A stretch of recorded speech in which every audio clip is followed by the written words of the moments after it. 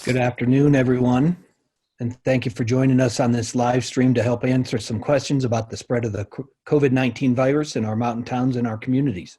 My name is David Krause. I'm the editor of the Aspen Times and the lead of the editor group for Swift Communications, which has publications in Colorado, Utah, and California. We will be hosting this live stream for about the next 45 minutes, and we are pleased to be joined by Dr. Glen Mays, who is a professor and chair at the Colorado School of Public Health. The editors of our papers have a set of common questions that we've put together to ask Dr. Mays, and we invite you to send your questions on this feed as well, and we'll get to those at about 2:30 for the last part of our 45-minute session. If you are joining us via Zoom, I ask that you hit your mute button now so that we can have clear audio throughout the presentation. Look health. I'd like to quickly introduce the editors in each of the communities that we serve. In Colorado, we have Lisa Schlichtman at the Steamboat Pilot in Today. We have Nate Peterson at the Vail Daily, Nicole Miller at the Summit Daily News, Peter Bowman at the Glenwood Springs Post-Independent, Eli Pace at Sky High News, which serves Grand County, Josh Carney at the Craig Press, and Kyle Mills at the Rifle Citizen Telegram. Working to the west, we have Bubba Brown at the Park Record in Park City, Utah. And in California, we have Brian Hamilton at the Sierra Sun and Grass Valley Union, and Bill Rozak at the Tahoe Tribune. Also, we are working out on the plains with our agricultural publications, including editors Carrie Statham and Mariah Wormer at the Tri-State Livestock News and Farm Rancher Exchange. Just so our viewers know, after this live stream, we will post this Q&A to all of our websites and social media. And with that, I'd like to turn over our conversation to Kelly Geary Agnew, who is our marketing strategist for Swift Communications and has been working with our editors on this project. And she'll do the next 30 minutes of Q&A with Dr. Mays. So Kelly and Dr. Mays, please take it away. Great. Thank you, David. All right, so real quick, I want to ask our guest and speaker, Glen Mays with the Colorado School of Public Health, to introduce himself and just tell us a little bit about his expertise and why he's talking to us about the new coronavirus and COVID-19 today. Fantastic. Thank you so much for the chance to join you. Again, I'm Glen Mays, professor and chair of the Department of Health Systems Management and Policy in the Colorado School of Public Health, based here at the University of Colorado on the Anschutz Medical Campus.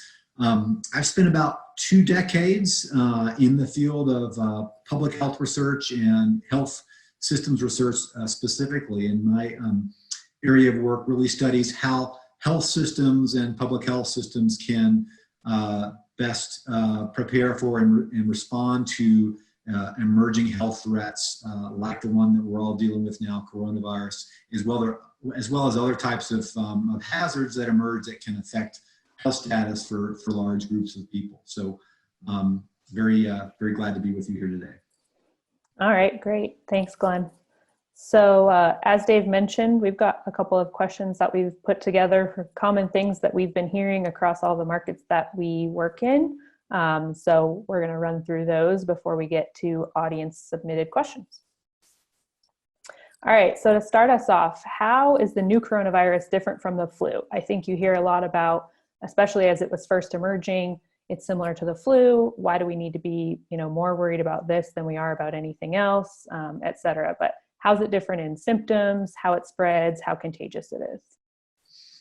Yeah, so this is a viral infection, the coronavirus, and so is the flu. So there are a number of commonalities, particularly in symptoms. Coronavirus, kind of the signature symptoms are fever, dry cough, shortness of breath. You can also have some muscle pain and fatigue. And many of those symptoms are also encountered with influenza infection. I would say the shortness of breath is probably the one one is more of a distinguishing factor that's related to coronavirus, and you're less likely to see that in influenza, particularly in the early stages of an influenza infection. So shortness of breath is one symptom that really more distinguishes coronavirus from flu. In terms of how infectious this coronavirus is compared to the regular flu, it does appear to be significantly more infectious or more contagious. The reproduction rate is one of the measures that we use to measure level of contagiousness, how quickly it spreads. And again, we're still learning about coronavirus, but our best evidence today suggests the reproduction rate for coronavirus is about 2.2, meaning for every person who has the infection, they're on average, they are likely to spread it to about more than 2 additional people. For regular seasonal flu, that reproduction rate is more like 1.3. So coronavirus has a much higher reproduction rate, almost twice as high as the flu. And that's one factor that makes this more concerning, is that it's spreading more rapidly across the population. In terms of its overall severity, we also talk a lot about the mortality rate. And it's true, lots of people die every year from seasonal influenza. But the mortality rate from coronavirus also appears to be significantly higher than the mortality rate that we see from seasonal flu. An order of magnitude larger, higher mortality for coronavirus. Typical seasonal flu, only about 0.1% of people who are infected with seasonal flu die from it. With coronavirus, again, we still have some uncertainty around that estimate, but it's somewhere between 1% and 2% are our best estimates of the mortality rate from coronavirus. So it's much more deadly and much more contagious. Good to know. All right, our next question, how is it transmitted? And one thing that I think we're wondering about, it seems like there's different information, how long it can live on surfaces. You talked about transmission from person to person. So how's it transmitted? How long does it live? And then what's the best way to keep it from lasting too long on those surfaces and other materials? Sure, yeah. And again, the science on this has continued to evolve over time. This is a disease that we didn't know existed until just a few months ago. But the major route of transmission is definitely from droplets that are spread person to person, from the breath, from coughing or sneezing, or just from talking in close quarters. Droplets that are transmitted from person to person.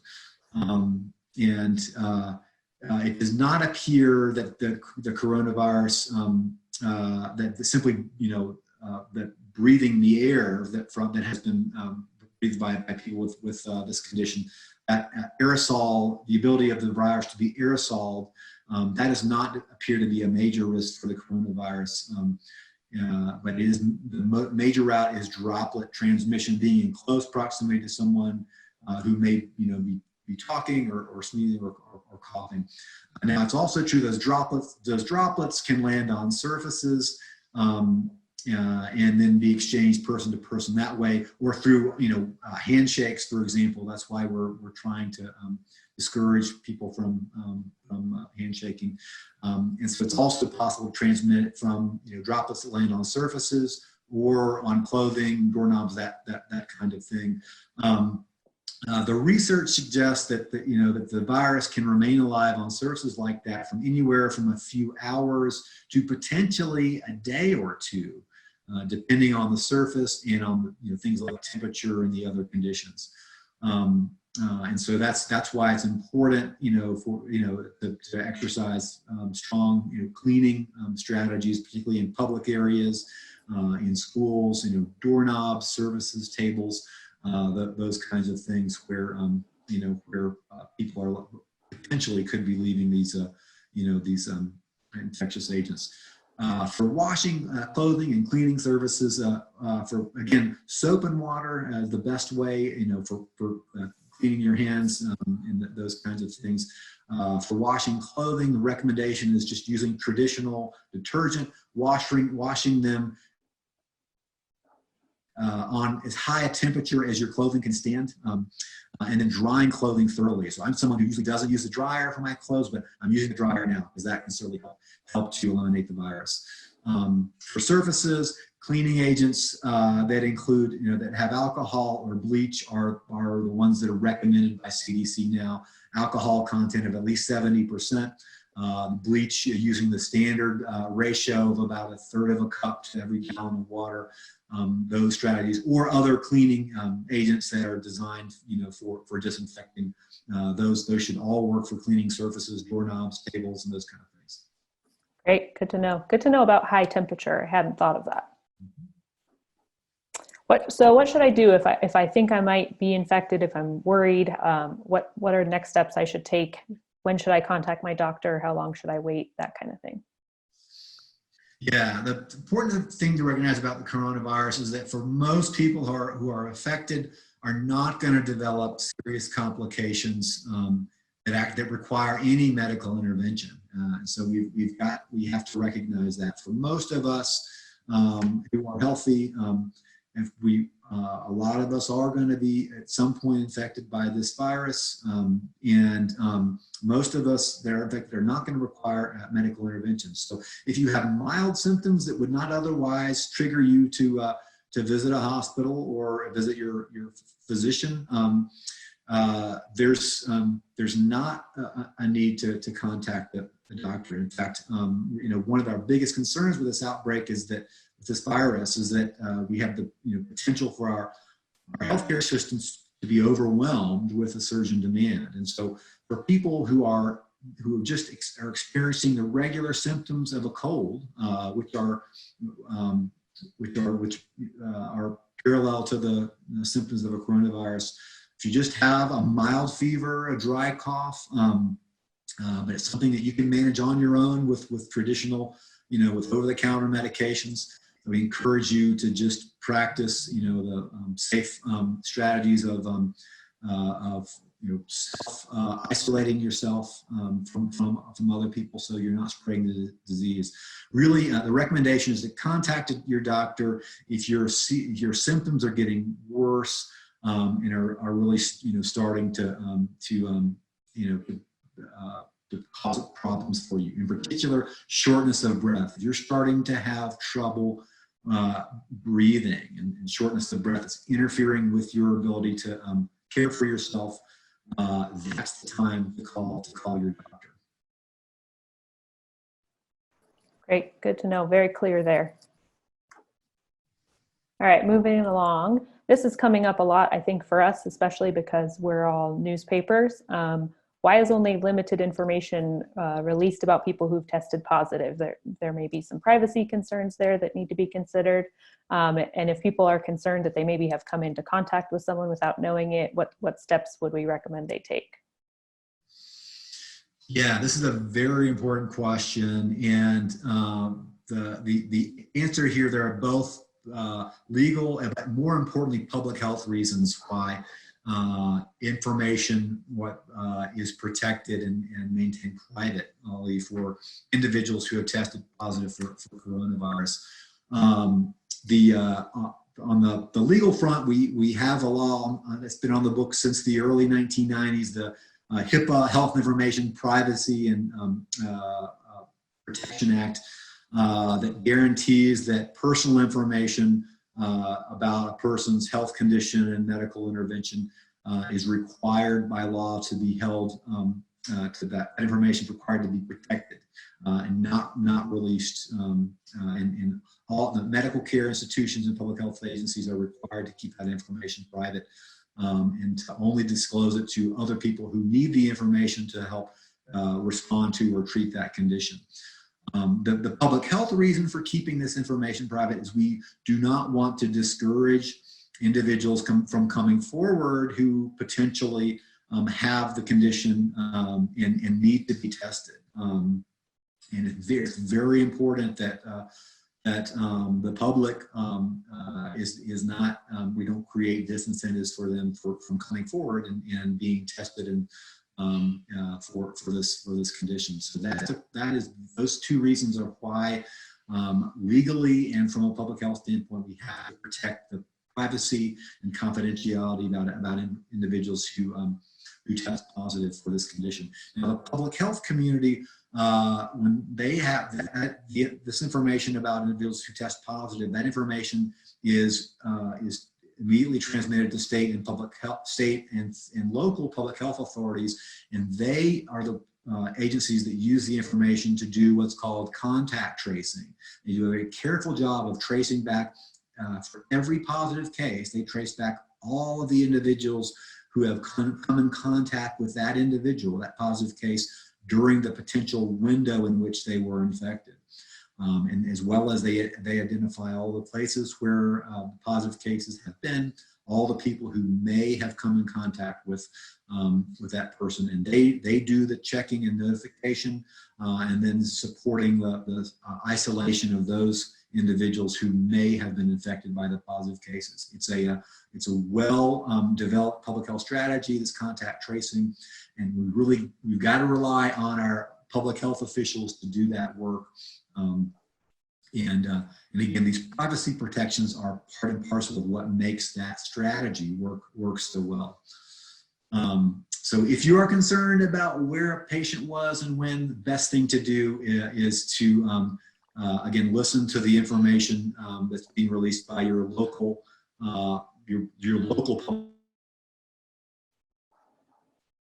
public health agency is really the best source of information about that information. That if there are settings where they are concerned about where there may have been exposures and contamination, your local public health agency will be the one to provide that, have that information, and share that information. Great, good to know. All right, this is a new term that we learned that we have never heard of before. So talk a little bit about what's the science behind social distancing and why the radius for social distancing is 6 feet. Yeah, so this is another well-established public health practice based in strong science that applies to many types of infectious diseases, viral infectious diseases like what we're dealing with the coronavirus. It is based on a lot of strong research, including research that has been done over the last few months, specifically around this novel coronavirus, as well as other infectious agents that are transmitted primarily through droplets, which is the case for this coronavirus, as well as for influenza and other viral infections. And the range of 6 feet is the range, as the maximum range that droplets are likely to travel whether they come out of the mouth or the nose or other places before gravity pulls them to the ground. Droplets cannot be suspended in air indefinitely. They are larger particles. They are pulled to the ground eventually, and 6 feet is what the research shows us is kind of that maximum range. So if you're outside of 6 feet from another person, even if that person sneezes or coughs or talks loudly at you, you're unlikely to get to be exposed through droplets, which is again the primary mode of transmission for this virus. Right, makes sense. So we know droplets can't travel that radius. Thanks to gravity, yes. Right, exactly. So this is kind of a question that I think maybe has a broad answer, but should people continue their daily routine? If they're healthy, they don't have a fever, they don't have a cough, is there a chance that they are carrying it without symptoms?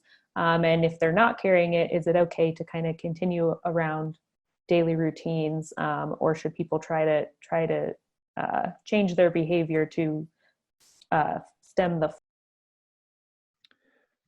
Okay, everybody, we are back after our quick power outage in Denver at Dr. May's house. So sorry about that. We're going to keep going with the questions, and Kelly and Dr. Mays will keep going on that, and then we will get to some of the viewer questions.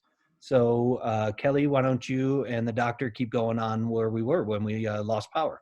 Sure. So I think the question that we were working on was whether or not people should continue their daily routine. If they're not showing any symptoms, is it safe to go about your day-to-day, or should you maybe avoid doing those things? And maybe that depends on how severe the outbreak is in your area and where you're located. Yeah, so this is an important question. It's one, the answer really has evolved pretty considerably over the last couple of weeks for us here in the U.S.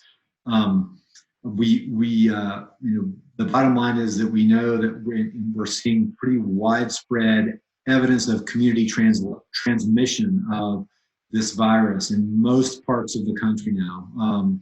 And so that's the reason for these stronger recommendations and policies being put in place around social distancing, around minimizing our interaction with other people in the community. In general, I would say, unless you've got a job that's kind of the critical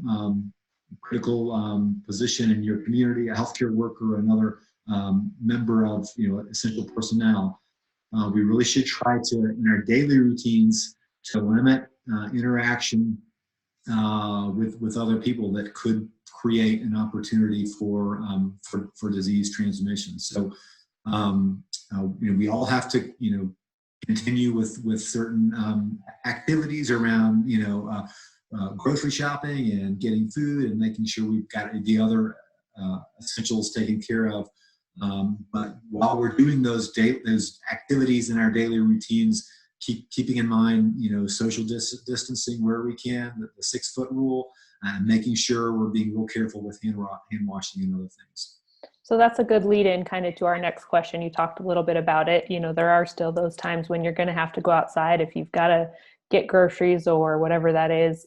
What should I keep in mind if I've got to go out? How do I keep myself and others safe? Yeah, the main thing is try to avoid being in close proximity to large groups of people. Otherwise, it's safe to go outside and in terms of getting out for your daily activities, getting out for exercise, and other kinds of activities. Just trying to minimize close proximity to other people, in particular larger groups of people. The CDC recommendation now is try to avoid being in groups of 10 or more. Which is a pretty small group, but that's the recommendation now, and that's the main way to keep yourself safe, is trying to again avoid situations where you're in close proximity to other people. All right, great. So this is an interesting one, and we want to just get your take on this as kind of an expert in the public health field. What are your thoughts on when we might see the peak and when we might see things start to return to normal? Yeah, and this is another question where the science is evolving on this, and we're mostly the answers to this is generated largely by looking at the trajectory that has happened in other countries, and looking at what's happened now in China, South Korea, and parts of Europe. The thought is that we are at least looking at probably 8 to 12 weeks. Before we might see the beneficial effects of these social distancing strategies kick in and begin to see the downward slope of this epidemiology curve for this disease. If we look at China, they're just now announcing no new cases after a solid 2 months of implementing very strong control and mitigation strategies. And so likely we're also looking at, again, an 8 to 12 week period, 2 to 3 months, before we might be able to relax these kind of strategies. So basically, people can kind of expect, social distancing and all these things that we've been talking about. They want to keep those in place for at least that period of time, so that we start to see those declines. That is my expectation, is that we're going to see these recommendations to stay in place for at least an 8 week period, until we can see evidence of transmission slowing sharply. All right, great. So that's a lot of good information. I think that's really helpful to us and to our readers. We gathered a lot of questions on our websites and on our Facebook Live feeds. So Dave, you got some of those questions pulled up that you want to ask?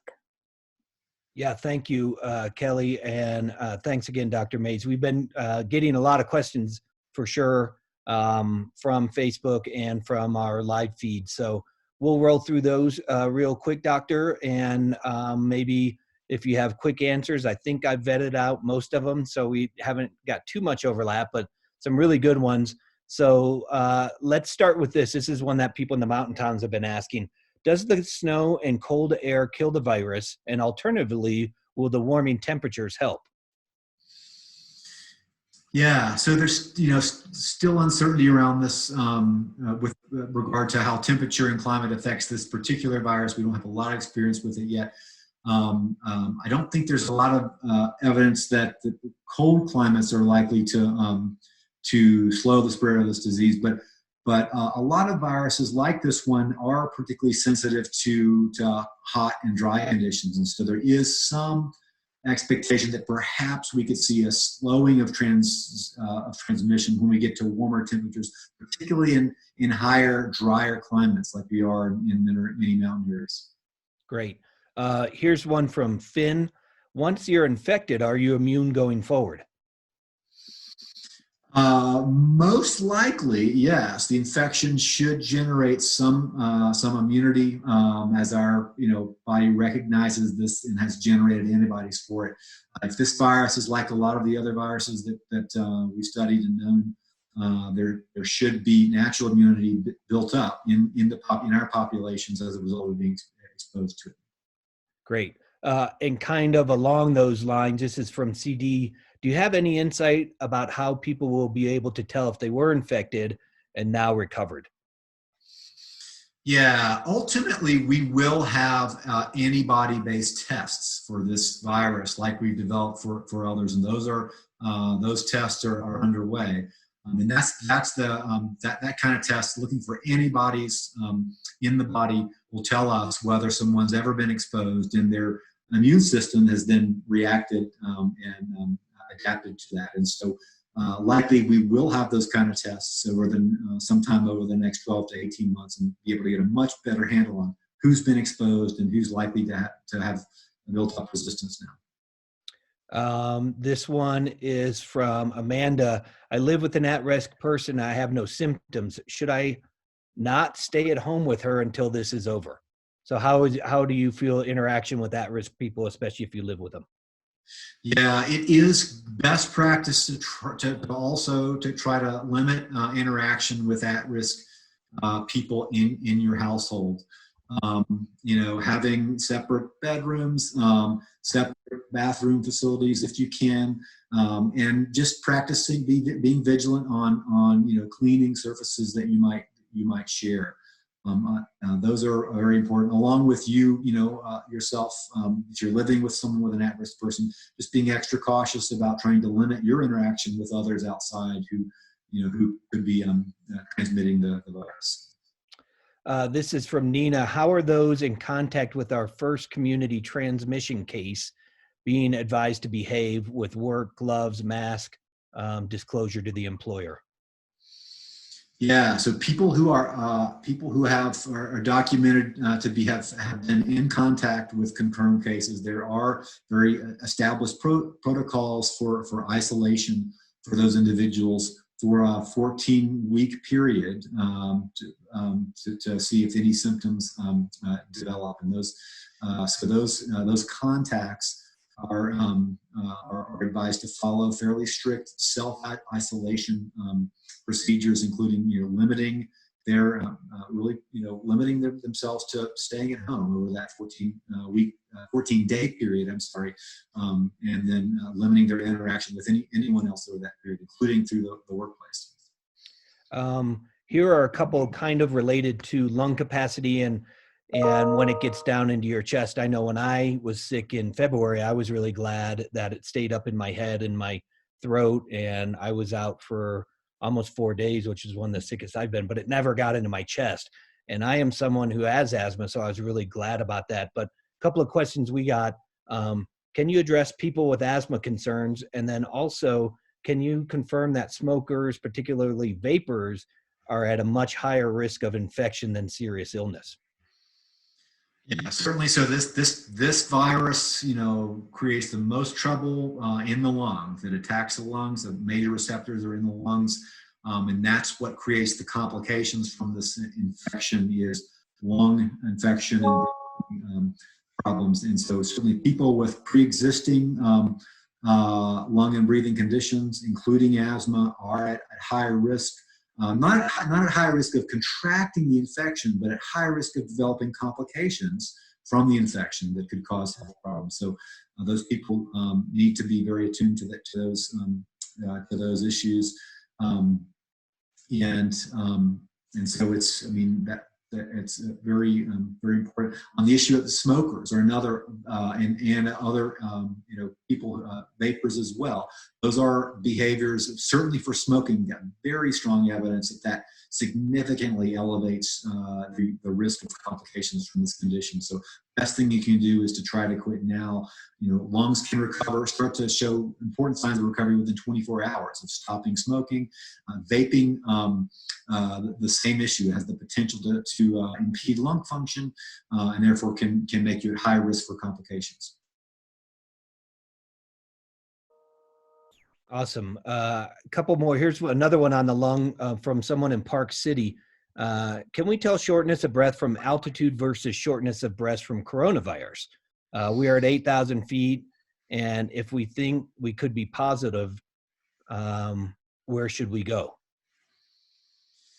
Yeah, that is a complicating factor in understanding this condition, distinguishing the symptom of this condition at higher altitude. The shortness of breath, particularly for people who are not adjusted to altitude, who have recently come to altitude, being able to distinguish shortness of breath because of the altitude versus shortness of breath as a possible symptom of this infection, that can be difficult to distinguish. The best advice, if you're experiencing significant difficulty in breathing, that's the time to seek medical advice. That is a legitimate reason to reach out, to call your physician and get checked out. All right, let's go with two more, doctor, if we can, and then we'll get you back to your work that you're doing. Why is it taking 5 to 10 days and maybe longer to get test results back when so few people are allowed to test? And another question that we got quite a few on the testing, so I'm kind of narrowing it down. So why is it taking so long, and why do we have so few tests right now? Yeah, this has been the major stumbling block for our response to this epidemic in the U.S. We were slow to produce testing strategies. We've been slow in disseminating those testing capabilities out to labs across the country, both public health labs as well as private labs. That bottleneck is supposed to be getting better, but we're still far from an ideal situation. Still have limited testing capabilities in many areas, particularly in areas that are more distant from, like the public health laboratories that often are in our state capitals where our state health departments are located. So what accounts for delay? Even once you capture samples, those have got to be transported out to the public health lab or another commercial lab that can do the test. That can take a day or two. Then you've got to have the workforce to do the test, to run the test, interpret the results. And depending on the staffing levels in these labs, that's what causes the 2 to 3 to even 5 day delay sometimes in getting test results back. We hope that that's going to continue to get better as labs step up and as testing becomes more widely available, but it's still a big problem for us here in the U.S. All right, great. And then last one, and this is starting to really pop up in the Colorado towns, but talking about with the closures of restaurants and bars to only takeout service. Chris in Glenwood, I'm seeing a lot of requests to get takeout from restaurants to help our service industry. I have been fearful to do that, as I don't know if that is really safe to do so. What's your opinion on that? And would that help lower? Yeah, what's your opinion on that? In general, I think this can be a safe strategy. We have evidence on this as well. It's been played out. These takeout strategies have had to be used in China and in South Korea and in Europe that have other major outbreaks. Just being safe about it. When you have food delivered, it's best if the deliverer can drop the food off at your door. You can pay online. You don't have to share a PIN or sign for anything or exchange a credit card. That will limit transmission. And then just being real careful as you unpack food, put it on your plates. Just wash your hands after you do that, before you eat. That's going to cut any risk of any transmission from, viruses being on the surface. So you can definitely be safe ways of continuing to enjoy takeout food from our great restaurants. Great. Awesome. Well, that was really great. Despite the fact that you lost power, I'm glad we can see you again, Dr. Mays. I want to really thank everybody today for joining us. This will live on our Facebook feeds and as well as on all our websites.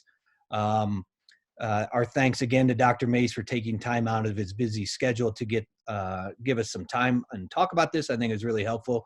Really a lot of thanks to Kelly for putting this together and working with all our editors across our Swift properties. Reminder that this video will be available and we'll keep it out there. Hopefully we can do something like this again, either with Dr. Mays or another one of our great healthcare people in Colorado. Again, I'm David Krause from the Aspen Times, along with Kelly Geary-Agnew from Swift Communications. We thank you for joining us today. Thanks again to Dr. Mays. So please, everybody stay safe and stay healthy. Thanks. Thank you. Thank you so much.